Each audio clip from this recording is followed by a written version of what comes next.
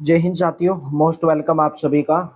Haryana group D 2026 की धाकड़ series GK GS MCQ plus PYQ जो अभी हम स्टार्ट की हुई है। हमने वो हिस्ट्री स्टार्ट की हुई है। हिस्ट्री के बाद में ज्योग्राफी, पॉलिटी और साइंस आपकी अलग से क्लास चली रही है। उसके बाद में स्टैटिक जीके, यानी कि आपका पूरा का पूरा 55 नंबर, 55 बोलो मैं 70 नंबर की अभी तक हमारी सभी क्लासेस स्टार्ट हो चुकी हैं। 15 नंबर का मैथ, 25 नंबर की हरियाणा जीके जिसमें हरियाणा करंट अफेयर्स भी है, इंडिया जीके 15 नंबर की और साइंस 15 नंबर की। पूरे आपके 70 नंबर की क्लास मेरी तरफ से स्टार्ट हो चुकी है। बाकी क्लासेस भी आपके लिए जल्द शुरुआत की जाएगी। हिंदी, इंग्लिश और रीजनिंग का कोई ज़्यादा बड़ा सिलेबस नहीं है, वो मात्र और मात्र 15 से 20 दिन का ही सिलेबस है।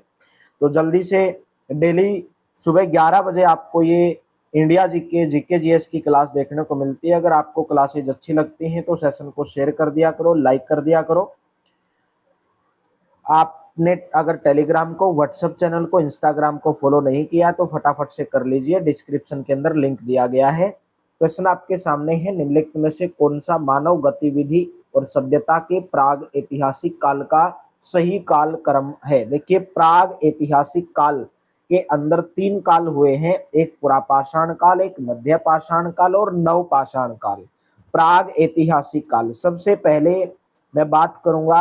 प्राग ऐतिहासिक काल में आता है सबसे पहले पुरापाषाण काल, उसके बाद में मध्य पाषाण काल और उसके बाद में नवपाषाण काल। तो ए ऑप्शन करेक्ट रहेगा। एग्जाम के अंदर पूछा जाए तो पुरापाषाण काल की जो समय अवधि है लगभग 5 लाख ईसा पूर्व से लेकर 10,000 ईसा पूर्व, 5 लाख ईसा पूर्व से लेकर 10,000 ईसा पूर्व की अवधि को कौन सा काल कहा जाता है? पुरापाषाण काल कहा जाता है। मध्य पाषाण काल किसको कहा जाता है? 10,000 ईसा पूर्व से लेकर 6,000 ईसा पूर्व की जो अवधि है उसको मध्य पाषाण काल कहा जाता है। 6,000 ईसा पूर्व से लेकर 1,000 ईसा पूर्व, 1,000 ईसा पूर्व की अवधि को नवपाषाण काल कहा जाता है। तो प्राग ऐतिहासिक काल, पुरापाषाण काल, मध्य पाषाण काल और नवपाषाण काल, ये इसका सही काल क्रम अनुसार है।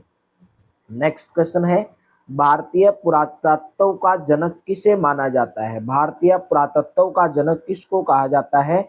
अलेक्जेंडर कनिंघम को कहा जाता है। ए ऑप्शन करेक्ट रहेगा। अलेक्जेंडर जो कनिंघम थे उनका जन्म की अगर मैं बात करूं 1814 ईस्वी के अंदर कहां पर हुआ था? लंदन के अंदर हुआ था। इनको एक ब्रिटिश अधिकारी के रूप में बंगाल जो इंजीनियरिंग ग्रुप था उसके साथ में काम करने के लिए अलेक्जेंडर कनिंघम को नियुक्त किया गया था। और अलेक्जेंडर कनिंघम ने भारत के अंदर 1861 ईस्वी में, बहुत बार पूछा जाता है, ASI यानी कि आर्कियोलॉजिकल सर्वे ऑफ इंडिया, भारतीय पुरातत्व सर्वेक्षण, हिंदी में आप क्या बोलोगे? भारतीय पुरातत्व सर्वेक्षण, भारतीय पुरातत्व सर्वेक्षण, आर्कियोलॉजिकल सर्वे ऑफ इंडिया की स्थापना किसके द्वारा की गई थी? अलेक्जेंडर कनिंघम के द्वारा की गई थी। और ASI भारतीय पुरातत्व सर्वेक्षण के पहले निदेशक भी कौन बने थे? अलेक्जेंडर कनिंघम बने थे। तो ए ऑप्शन करेक्ट रहेगा। नेक्स्ट है, निम्नलिखित में से कौन भारत में पुरातात्विक महत्व का एक पुरापाषाण स्थल है? चिरांद, बुर्जहोम, हुंसागी या मेहरगढ़? राइट ऑप्शन रहेगा हुंसागी, सी ऑप्शन करेक्ट रहेगा। पुरापाषाण कालीन एक स्थल है हुंसागी, और ये कौन से राज्य के अंदर है? भारत के अंदर कर्नाटक राज्य के अंदर है। यहाँ पर ज्यादातर हमें क्या क्या प्राप्त हुए हैं? चूना पत्थर से जो औजार बनाए जाते थे पुरापाषाण काल के अंदर, वो हमें कहाँ से प्राप्त हुए हैं? हुंसागी कर्नाटक से प्राप्त हुए हैं। देखिए, मैं बात करूंगा एक और पुरापाषाण काल स्थल है सोहन घाटी। सोहन घाटी एक पुरातात्विक महत्व का पुरापाषाण स्थल है। ये कहाँ पर है? सोहन घाटी कहाँ पर है? पंजाब के अंदर है। एक आपका सिरसा भी है, वो कहाँ पर है? हरियाणा के अंदर है। सिरसा कहाँ पर है? हरियाणा के अंदर है। कोटा और चित्तौड़गढ़, ये भी पुरापाषाण स्थल है, पुरातात्विक महत्व है इनका। चित्तौड़गढ़ ये कहाँ पर है? राजस्थान के अंदर है, कोटा और चित्तौड़गढ़। एक आपका आता है बेलन घाटी, मोस्ट इंपोर्टेंट है बेलन घाटी, ये कहाँ पर है? उत्तर प्रदेश के अंदर है बेलन घाटी, ये पुरापाषाण कालीन स्थल है। जबकि चिरांद हो गई, बुर्जहोम हो गए और मेहरगढ़ हो गए। ये कैसे हैं? ये नवपाषाण कालीन है। नवपाषाण नवपाषाण कालीन स्थल है। नवपाषाण कालीन स्थल। तो राइट ऑप्शन कौन सा रहेगा? सी ऑप्शन करेक्ट रहेगा इसके अंदर। नेक्स्ट क्वेश्चन, हेमो इरेक्टस का एक कपाल यानी कि खोपड़ी निम्न में से किस स्थल से प्राप्त हुआ था? Right option A option Narmada घाटी में हथनोरा। हथनोरा कहाँ पर है? एमपी यानी कि मध्य प्रदेश के अंदर है। नर्मदा नदी के किनारे स्थित हथनोरा में हेमो इरेक्टस का एक कपाल यानी कि खोपड़ी मिली थी।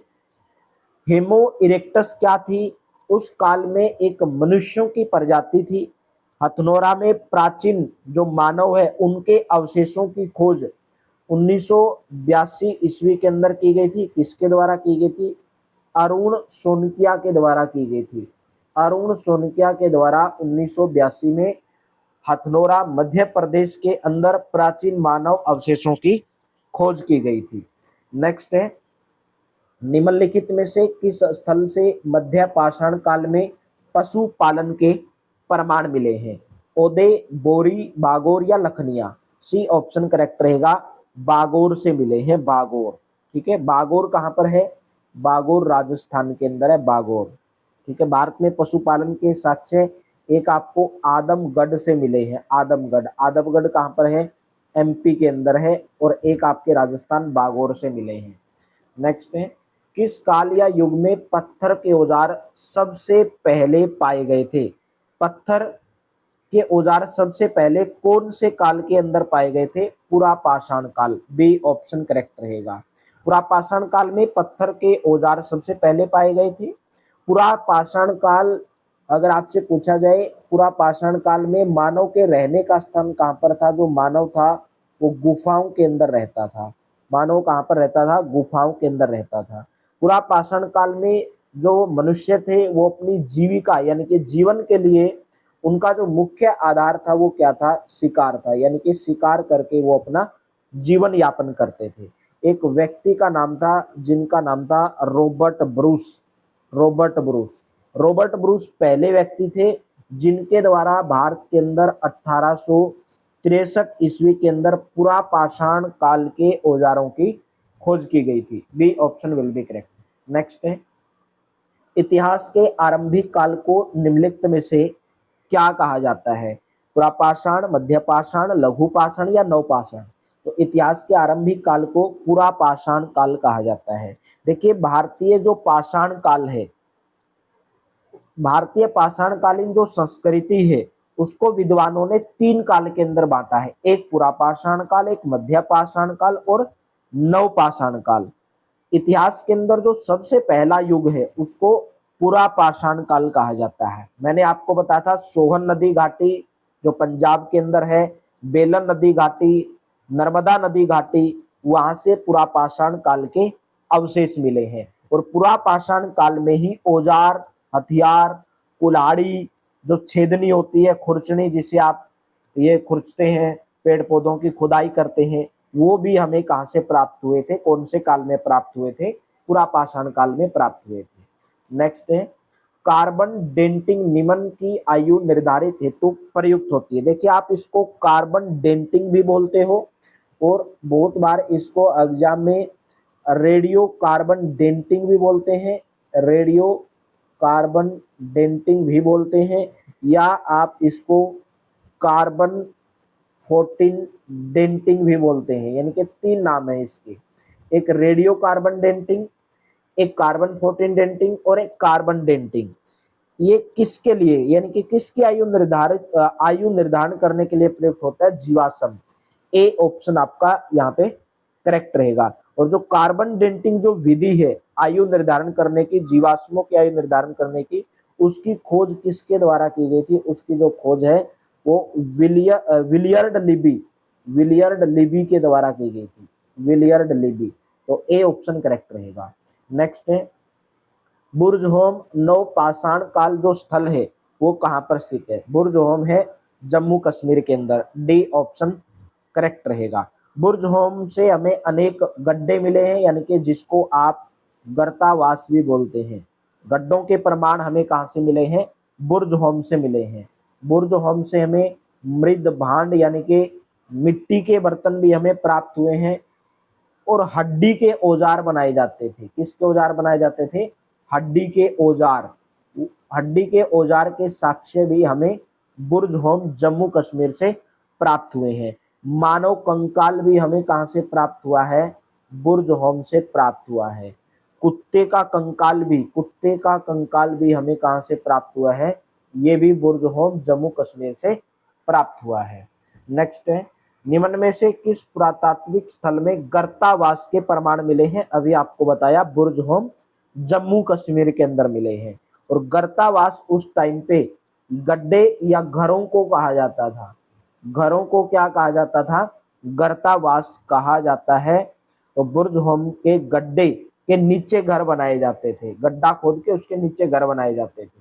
नेक्स्ट, पुरापाषाण काल में आदि मानव के मनोरंजन का साधन क्या था? ए ऑप्शन करेक्ट रहेगा, शिकार। पुरापाषाण काल में आदि मानव के मनोरंजन का सबसे महत्वपूर्ण साधन था शिकार। पुरापाषाण काल में जो मनुष्य था उनका जो भोजन था वो मांस था, मांस खाते थे, शिकार करते थे। और पाषाण काल में के मानव की सबसे जो महत्वपूर्ण खोज थी वो कौन सी खोज थी? वो आग की खोज की थी। एग्जाम के अंदर अगर आपसे पूछा जाए पाषाण काल, पुरापाषाण काल में मानव के द्वारा सबसे महत्वपूर्ण जो खोज की गई थी वो थी आग की खोज। नेक्स्ट, हड्डियों से निर्मित आभूषण भारत में मध्य पाषाण काल के स्तंभ में प्राप्त हुए हैं। हमें कहाँ से प्राप्त हुए हैं? लंगनाज, मेहदा, लेखिया या चौपानी मांडो। तो राइट ऑप्शन रहेगा मेधा से हमें प्राप्त हुए हैं। उत्तर प्रदेश का जो प्रतापगढ़ जिला है, उत्तर प्रदेश का प्रतापगढ़ जिले के अंदर मेधा से बहुत बड़ी मात्रा के अंदर हड्डी और जो सींग हैं, जो एनिमल्स पशुओं के जो सींग हैं उनसे कुछ उपकरण बने हुए थे, उनसे कुछ आभूषण बने हुए थे, वो हमें प्राप्त हुए हैं। और बुच्चड़ खाना जहां पर पशुओं को दबाया जाता था वो भी अवशेष हमें कहां से प्राप्त हुए? मेहदा, उत्तर प्रदेश, प्रतापगढ़ से प्राप्त हुए हैं। उच्च पुरापाषाण कालीन हड्डी की बनी मातृ देवी की प्रतिमा हमें कहां से प्राप्त हुई है? नर्मदा घाटी मध्य प्रदेश, सोन घाटी मध्य प्रदेश, बेलन घाटी उत्तर प्रदेश, गोदावरी घाटी या महाराष्ट्र। तो हमें ये प्राप्त हुई है बेलन घाटी उत्तर प्रदेश से। बेलन घाटी की खुदाई जो की गई थी वो किसके द्वारा की गई थी? जी.आर. शर्मा। बेलन घाटी की खुदाई जी.आर. शर्मा के निर्देशन में करवाई गई थी। नेक्स्ट है, मध्य पाषाण युगीन लोगों ने सबसे पहले किस जानवर को पालतू पशु बनाया था? गधे, कुत्ते, घोड़े या भेड़? तो सबसे पहले कुत्तों को पालतू पशु बनाया था। बी ऑप्शन करेक्ट रहेगा। ठीक है। नेक्स्ट है, प्राचीन काल में कमकार शब्द का संबंध किससे था? कमकार एक कौन सी भाषा का शब्द है? कमकार एक तमिल भाषा का शब्द है और उसका अर्थ होता था भूमिहीन खेतीहार मजदूर। भूमिहीन खेतीहार मजदूर। ये लोग जमींदारों के खेतों में कार्य करते थे और इन लोगों को या तो नगद या एक वस्तु के रूप में इनको पैसा दिया जाता था। बी ऑप्शन करेक्ट रहेगा, उनको कमकार कहा जाता था। संभवतः मेहरगढ़ में कपास की खेती होती थी कितने साल पहले? ऐसा अनुमान लगाया गया 7000 साल पहले। मेहरगढ़ कैसा पाषाणकालीन स्थल है अगर आपसे पूछा जाए? नवपाषाणकालीन स्थल है मेहरगढ़, नवपाषाणकालीन। ठीक है। कपास की खेती लगभग 7000 साल पहले होती थी। नेक्स्ट है, लोह युग को यह नाम इसलिए दिया गया है क्योंकि इस समय के दौरान मध्य पूर्व और दक्षिण पूर्वी यूरोप में औजार और हथियारों में मुख्य रूप से किसकी जगह लोहे का इस्तेमाल होने लगा था? तो लोहे का इस्तेमाल किसकी जगह होने लगा था? कांसे की जगह। डी ऑप्शन करेक्ट रहेगा। देखिए, जब लोह युग यानी कि जो आयरन एज चला हुआ था तो उसके दौरान जो मध्य पूर्व और जो दक्षिण पूर्व थे, जो यूरोप था, वहां पर औजार और हथियारे में कांसे की जगह लोहे का प्रयोग होने लगा था। कांस्य युग के पतन ने लोह युग का मार्ग प्रशस्त किया, यानी कि कांस्य युग के बाद कौन सा युग आया था? लोह युग आया था। डी ऑप्शन करेक्ट रहेगा। पुरातात्विक स्थल सुरकोटदा कौन से राज्य के अंदर स्थित है? सुरकोटदा, सुरकोटदा है गुजरात के अंदर। डी ऑप्शन करेक्ट रहेगा। और गुजरात में भी कहां पर? गुजरात के कच्छ जिले के अंदर है। और ये हड़प्पा कालीन स्थल है। बहुत बार पूछा जाता है सुरकोटदा से हमें किसके अवशेष प्राप्त हुए हैं? घोड़े की हड्डियों के अवशेष हमें कहां से प्राप्त हुए? घोड़े की हड्डियों के अवशेष कच्छ यानी कि गुजरात सुरकोटदा से प्राप्त हुए हैं। और एक गुजरात के अंदर एक और हड़प्पा कालीन स्थल है जिसका नाम है धोलावीरा, जिसकी खोज 1967-68 के अंदर जेपी जोशी जी के द्वारा की गई थी। जेपी जोशी के द्वारा 1967-68 में धोलावीरा हड़प्पा कालीन स्थल की खोज गुजरात के अंदर जेपी जोशी जी के द्वारा की गई थी। नेक्स्ट है, वर्ष 1944 में भारतीय पुरातत्व सर्वेक्षण के महानिदेशक के रूप में किसने पदभार संभाला और हड़प्पा की खुदाई का जिम्मा लिया? राइट ऑप्शन है D option M Wheeler. M Wheeler ने क्या किया? 1944 के अंदर जो भारतीय पुरातात्विक सर्वेक्षण है यानी कि ASI archaeological survey of India, उसके महानिदेशक के रूप में पदभार संभाला। और इसी के कार्यकाल के दौरान हड़प्पा के अंदर कुछ महत्वपूर्ण स्थलों की खुदाई की गई। भारतीय पुरातत्व सर्वेक्षण की स्थापना मैंने आपको बताया 1861 ईस्वी के अंदर किसके द्वारा की गई थी? अलेक्जेंडर अलेक्जेंडर कनिंगम के द्वारा की गई थी। और अलेक्जेंडर जो कनिंगम थे वही आर्कियोलॉजिकल सर्वे ऑफ इंडिया यानी कि भारतीय पुरातत्व सर्वेक्षण के पहले महानिदेशक भी बने थे। और 1944 में एम व्हीलर बने थे। नेक्स्ट है, निम्नलिखित में से कौन सा हड़प्पा स्थल हरियाणा के अंदर है? कालीबंगा, लोथल, राखीगढ़ी, धोलावीरा। तो राइट ऑप्शन है राखीगढ़ी, सी ऑप्शन करेक्ट रहेगा। राखीगढ़ी पहले हरियाणा के हिसार जिले के अंदर आता था, अभी हरियाणा के जो हांसी जिला जो बना है उसके अंदर राखीगढ़ी आता है, हांसी जिले के अंदर। कालीबंगा भी एक हड़प्पा कालीन स्थल है, ये कहाँ पर है? ये राजस्थान के अंदर है। और बहुत बार पूछा जाता है कालीबंगा से हमें जुते हुए खेत के साक्ष्य मिले हैं। जुते हुए खेत के साक्ष्य हमें कहाँ से मिले हैं? कालीबंगा से मिले हैं। धोलावीरा मैंने आपको बता दिया गुजरात के अंदर है। धोलावीरा हड़प्पा सभ्यता का एकमात्र स्टेडियम धोलावीरा गुजरात से मिला है। और लोथल भी कहाँ पर है? गुजरात के अंदर है। डॉकयार्ड जिसको लघु हड़प्पा स्थल भी कहा जाता है लोथल को। तो यहाँ पे राइट ऑप्शन कौन सा रहेगा? राखीगढ़ी। नेक्स्ट क्वेश्चन है, सिंधु सभ्यता के लोग क्या बनाने के लिए तांबे और टिन को मिश्रित करते थे? तांबे और टिन को मिश्रित करके क्या बनाते थे? उसे वो कांस्य बनाते थे। बी ऑप्शन यहाँ पे करेक्ट रहेगा। सिंधु घाटी सभ्यता के हड़प्पा स्थल की खोज अगर आपसे पूछा जाए किसके द्वारा की गई थी? 1921 में दयाराम साहनी जी के द्वारा की गई थी। दयाराम साहनी ने की थी। और वर्तमान में ये कहाँ पर हड़प्पा कालीन स्थल? वर्तमान में ये पाकिस्तान के अंदर है, पाकिस्तान के अंदर। सिंधु घाटी सभ्यता का जो प्रमुख केंद्र है वो कौन सा रहा था? हड़प्पा। इसलिए सिंधु घाटी सभ्यता को हड़प्पा सभ्यता भी कहा जाता है। और मैंने आपको बताया रेडियो कार्बन 14 या कार्बन डेंटिंग विधि, उसके तहत ही हड़प्पा सभ्यता का जो काल है यानी कि हड़प्पा सभ्यता कितने साल पुरानी है, उसके अनुसार 2300 ईसा पूर्व से 1750 ईसा पूर्व किसका काल माना गया है? हड़प्पा काल माना गया है। रेडियो कार्बन 14 विधि के द्वारा जो जीवाश्म का अध्ययन करने के लिए उनकी आयु निर्धारण करने के लिए यूज की जाती है। नेक्स्ट, मोहनजोदड़ो कहाँ पर स्थित है? खैबर पख्तूनख्वा, पंजाब, बलूचिस्तान या सिंध? राइट ऑप्शन रहेगा सिंध के अंदर है। मोहनजोदड़ो पाकिस्तान के सिंध प्रांत का एक जिला है जिसका नाम है लरकाना जिला। पाकिस्तान के सिंध प्रांत के लरकाना जिले में सिंधु नदी के किनारे स्थित है। मोहनजोदड़ो सिंधु नदी के किनारे स्थित है। और मोहनजोदड़ो का अर्थ क्या होता है? मोहनजोदड़ो का अर्थ होता है मृतकों का टीला। मोहनजोदड़ो की जो खोज है वो किसके द्वारा की गई थी? 1922 ईस्वी के अंदर राखलदास बनर्जी के द्वारा की गई थी। मोहनजोदड़ो से हमें बृहत स्नानागार यानी कि बड़े बड़े हमें क्या प्राप्त हुए हैं?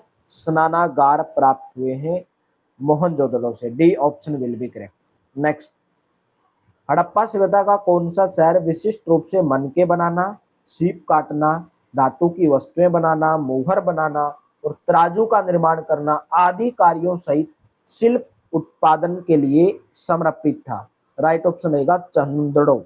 डी ऑप्शन करेक्ट रहेगा। ठीक है, बहुत बार पूछा जाता है लोथल और कालीबंगा से अग्निकुंड, एग्जाम के अंदर डायरेक्ट पूछा जाता है कि अग्निकुंड, अग्निकुंड या जो यज्ञ है उसके साक्ष्य हमें कहाँ से मिले हैं? लोथल से मिले हैं और कालीबंगा से मिले हैं। लोथल और कालीबंगा से अग्निकुंड यज्ञ के साक्ष्य मिले हैं। तो राइट ऑप्शन कौन सा रहेगा? डी ऑप्शन करेक्ट रहेगा। एग्जाम के अंदर यह भी पूछा जाता है कि हड़प्पा और मोहनजोदड़ो को दोनों को एक जुड़वा राजधानी कहा है। ये किसने कहा है? ये स्टुअर्ट पिगट, स्टुअर्ट पिगट ने मोहनजोदड़ो और हड़प्पा साम्राज्य की जुड़वा राजधानी कहा है। डी ऑप्शन करेक्ट रहेगा। नेक्स्ट, माइक्रोलिथ शुरुआती इंसानों द्वारा किया जाता था। यहाँ पे क्वेश्चन आगे पीछे है। माइक्रोलिथ का इस्तेमाल शुरुआती इंसानों द्वारा किया जाता, छोटे पत्थर के औजार। माइक्रोलिथ जो है छोटे पत्थर के औजार हुआ करते थे जिनकी लंबाई लगभग 5-6 सेंटीमीटर के आसपास हुआ करती, जैसे ब्लेड हो गया या कोई ब्लेड बनाते थे, जैसे छोटे पत्थर के औजार बनाते थे, पत्थर का ब्लेड बना हुआ था। पूरा पाषाण काल में मनुष्य जो है इनका यूज क्यों करते थे? शिकार के लिए इनका यूज करते थे। पाकिस्तान की जो सोहन नदी घाटी है वहां पर भी इसके उपकरण प्राप्त हुए हैं। नेक्स्ट, मोहनजोदड़ो नाम का अर्थ यानी कि मुर्दों का टीला कौन सी भाषा का शब्द है? ये सिंधी भाषा का शब्द है। मैंने आपको बता दिया मोहनजोदड़ो की खोज 1922 में राखलदास बनर्जी के द्वारा की गई थी। कहां पर है मोहनजोदड़ो? पाकिस्तान के सिंध प्रांत में लरकाना जिले के अंदर है, सिंधु नदी के तट पर स्थित है। ठीक है, बहुत बार पूछा जाता है मोहनजोदड़ो की जो शासन व्यवस्था थी वो कैसी व्यवस्था थी? वो जनतंत्रात्मक संस्था थी, जनतंत्रात्मक। ठीक है, यहाँ की शासन व्यवस्था कैसी थी? जनतंत्रात्मक थी, राजतंत्रात्मक नहीं थी। हड़प्पा स्थल की मैंने आपको बता दिया 1921 में दयाराम साहनी जी के द्वारा इसकी खोज की गई थी। नेक्स्ट, निम्नलिखित में से प्राचीन भारत की कौन सी लिपि दाईं से बाईं ओर लिखी जाती थी? ठीक है, दाईं से यानी कि इधर से स्टार्ट होते थे, इधर से और इधर तक, दाईं से बाईं ओर कौन सी लिपि लिखी जाती थी? खरोष्टी लिपि लिखी जाती थी, दाईं से बाईं। सबसे पहले खरोष्टी लिपि पढ़ने का श्रेय किसको दिया जाता है? जेम्स प्रिंसेप को दिया जाता है, जेम्स प्रिंसेप। अशोक के जो शिलालेख हैं, अशोक के जो शिलालेख हैं, जो अभिलेख हैं, वो कौन सी लिपि में लिखे गए हैं? वो प्राकृत और ब्राह्मी लिपि में लिखे गए हैं, प्राकृत और ब्राह्मी लिपि के अंदर लिखे गए हैं। और सबसे पहले उनको पढ़ने का काम, खरोष्टी लिपि को पढ़ने का काम जेम्स प्रिंसेप के द्वारा किया गया था। नेक्स्ट, निम्नलिखित में से किसने खरोष्टी लिपि को पढ़ा? मैंने अभी आपको बताया जेम्स प्रिंसेप खरोष्टी लिपि को पढ़ा था। खरोष्टी लिपि एक बहुत प्राचीन लिपि है और एक ब्राह्मणी जो लिपि है उसी की तरह है ये खरोष्टी लिपि। और जो अभिलेख थे अशोक के अभिलेख इसी के अंदर लिखे गए थे। जैसे अशोक का एक अभिलेख है जिसका नाम है शहबाजगढ़ी, अशोक का अभिलेख एक शहबाजगढ़ी है और एक मानसेहरा, मानसेहरा, ये दोनों अभिलेख खरोष्टी लिपि के अंदर लिखे गए हैं और ये दाएं से बाएं लिखी जाती है। पाकिस्तान के किस प्रांत में स्थित मोहनजोदड़ो की प्राचीन सभ्यता का स्थल है? राइट ऑप्शन रहेगा सिंध। मोहनजोदड़ो सिंध प्रांत पाकिस्तान, खोजकर्ता 1922 राखलदास बनर्जी। वृद्ध स्नानागार वहां से प्राप्त हुआ है। हड़प्पा भी पाकिस्तान के पंजाब प्रांत के अंदर है, 1921 में दयाराम साहनी जी के द्वारा खोज की गई थी। हड़प्पा से विशाल स्नानागार, विशाल अन्नागार हमें प्राप्त हुआ है। हड़प्पा सभ्यता का काल 2300 से 1750 ईस्वी रेडियो कार्बन 14 डेंटिंग के आधार पर जो है माना जाता है। सिंधु घाटी सभ्यता का बंदरगाह शहर निम्न में से कौन सा था? राइट ऑप्शन रहेगा लोथल। बी ऑप्शन करेक्ट रहेगा। लोथल अहमदाबाद गुजरात हड़प्पा सभ्यता का प्रमुख बंदरगाह था। एक डॉकयार्ड यानी कि जिसको जहाजों की गोदी बोलते हैं वो भी लोथल है। कालीबंगा मैंने आपको बताया राजस्थान गंगानगर के अंदर है, जिसकी जो खोज है अगर आपसे खोज पूछ ली जाए बीबी लाल जी के द्वारा। बीबी लाल और एक नाम थे बीके थापर, बीबी लाल और बीके थापर, बीके थापर, बीबीलाल और बीके थापर के द्वारा कालीबंगा की खोज की गई थी। धोलावीरा कच्छ गुजरात के अंदर है, राखी गढ़ी हरियाणा के हांसी के अंदर है। धोलावीरा की जो खोज है वो जेपी जोशी जी के द्वारा की गई थी। सिंधु घाटी सभ्यता में कालीबंगा निम्नलिखित में से किसके लिए प्रसिद्ध था? कालीबंगा मिट्टी के पात्र यानी कि मिट्टी के बर्तनों के लिए प्रसिद्ध था। कांच की चूड़ियां, मिट्टी की चूड़ियों के अवशेष भी हमें कहां से मिले हैं? कालीबंगा राजस्थान से मिले हैं। निम्नलिखित में से कौन सी सभ्यता अपने नगर नियोजन के लिए प्रसिद्ध है? अपने नगर नियोजन के लिए कौन सी सभ्यता प्रसिद्ध है? सिंधु घाटी सभ्यता। हड़प्पा या सिंधु घाटी सभ्यता एक कैसी सभ्यता थी? नगरीय सभ्यता, एक नगरीय सभ्यता थी। यानी कि सिंधु घाटी सभ्यता की सबसे जो प्रमुख विशेषता थी वो थी नगर नियोजन, क्योंकि सिंधु घाटी हड़प्पा जो सभ्यता थी उसमें सीधी सड़कें एक दूसरे को समकोण के ऊपर काटती थी, समकोण के ऊपर। और दो प्रमुख नगर हड़प्पा और मोहनजोदड़ो थे। सिंधु घाटी सभ्यता के दो प्रमुख नगर हुए हैं, एक हड़प्पा और एक मोहनजोदड़ो। मोहनजोदड़ो से हमें नर्तकी की मूर्ति मिली है, कांसे की मूर्ति। नर्तकी की मूर्ति कहां से मिली? कांसे की, मोहनजोदड़ो से मिली है। विशाल स्नानागार मोहनजोदड़ो से मिला है। पशुपतिनाथ की मूर्ति हमें मोहनजोदड़ो से मिली है। नेक्स्ट, सूची 1 को सूची 2 से आपको मिलान करना है भाई, कि हड़प्पा जो स्थल है वो हमें वहां से क्या मिला है, लोथल से क्या मिला है, कालीबंगा से क्या मिला है और मोहनजोदड़ो से हमें क्या मिला है। मोहनजोदड़ो से सबसे पहले मैं बात करूं हड़प्पा, हड़प्पा से हमें सवाधान मिला है भाई। सवाधान क्या होते हैं? सवाधान होता है कब्रिस्तान, जिसका नाम दिया गया R37, R37। और क्या मिला है? अन्नागार, अन्नागार ये भी कहां से मिला है? हड़प्पा से मिला है। लोथल से हमें क्या मिला है? लोथल से गोदी, जहाजों की गोदी, डॉकयार्ड मिला है, ठीक है, डॉकयार्ड मिला है। और कालीबंगा से हमें क्या मिला है? कालीबंगा से हमने अग्निकुंड मैंने आपको बताया था, जुता हुआ खेत मिला है। मोहनजोदड़ो से नर्तकी की मूर्ति मिली है। वृद्ध बड़ा स्नानागार यहाँ से मिला है, ठीक है। और भी आपसे बहुत हड़प्पा कालीन स्थल है रोपड़। रोपड़ कहाँ पर है? पंजाब के अंदर है। रोपड़ कहाँ पर है?